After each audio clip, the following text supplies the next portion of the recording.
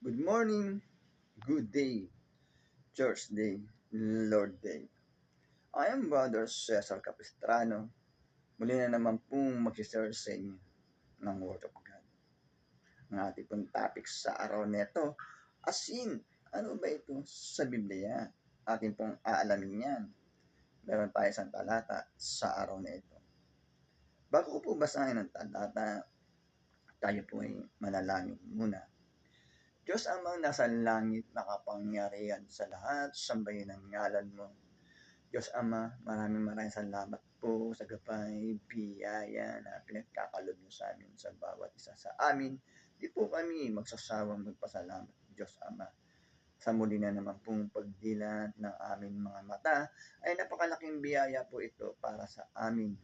Magagampanan na naman po namin ang aming tungkulin para sa aming sarili, pamilya, trabaho, at patawad po, Diyos Ama, kung kami po ay nagkukulang po sa inyo, kaawaan niyo po kami, papasukin niyo po sa amin ang iyong presensya, upang sa ganun po ay lubos namin maunawaan, maintindihan po ang iyong salita na buhay at makapangyarihan. Sa ngalan ng Panginoon Yesus. Amen. Brother and sister, magandang araw na naman po ng linggo. Ang ating pong topic, asin. Ano ba ito sa Biblia? May talinghaga po ng ating babasahin sa Mateo chapter 5 verse 13. Kaya po ay pakinggan po natin maigi. Akin na pong babasahin ang talata ay nasa Mateo chapter 5 verse 13. Verse 13.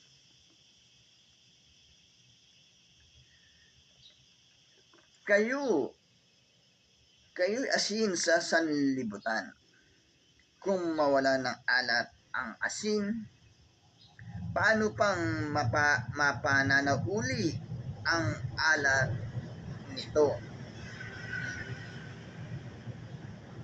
Wala na itong kabuluhan, kaya itinatapon na lamang at niyayapakan ng mga tao. Amen, brother and sister. Napakaganda po ng ating nabasa mula sa Biblia. Sa nilalaman po ng talata, ang asin po ay an example, inahintulad sa pananampalataya. Ang asin po ay pagwala ng alat, ito po ay wala ng silbi. Itinatapon na lang po. Kaya po tayo na nilalang ng ating Diyos amang nasa langit, pag ang ating pong pananampalataya ay nawala na, magiging katulad po tayo ng asin na itinatapon na lang po. Kaya po, brother and sister, huwag po natin hayaan ng ating pananampalataya sa Diyos amang nasa langit, pananampalataya sa ating Panginoong Jesucristo. Huwag po natin hayaan na ito ay mawala, sapagkat tayo po matutuno o mapupunta sa mga gawaing hindi kalugod-lugod po sa ating Diyos amang nasa langit.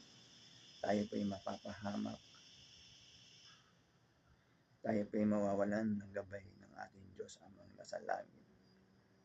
Kaya po, brother and sister, huwag po natin hayaan na mawalan tayo ng pananampalataya sa ating Diyos amang nasa langit, sa ating Panginoong Jesucristo. Sapagkat napakahalaga po ng ating pananampalataya, sapagkat meron po tayong nilalapitan, tinatakbuhan, kapag po tayo nangangailangan. Tayo po'y manalangin, magdasal, kung ano man po ang ating mga kahilingan sa ating Diyos amang nasa langit. Huwag po natin hayaan na maging katulad ng isang asin. Kapag nawala na po yung alat, ay wala na pong silbi. Huwag po Huwag po nating hayaan tayo pa'y mawalan ng pananampalataya sa ating Diyos amang nasa langit.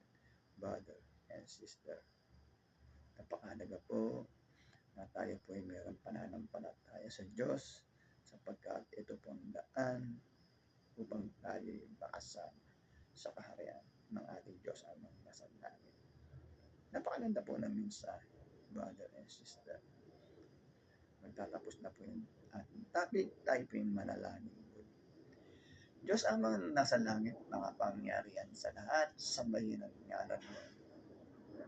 Diyos Ama, maraming po salamat. Nakapagpakinig na naman po kanina yung salita ng buhay at makapangyarihan na nagbibigay lakas po sa aming katawan at espiritual. Diyos Ama, maraming salamat po. Sa ngalan ng Panginoong Yesus. Amen.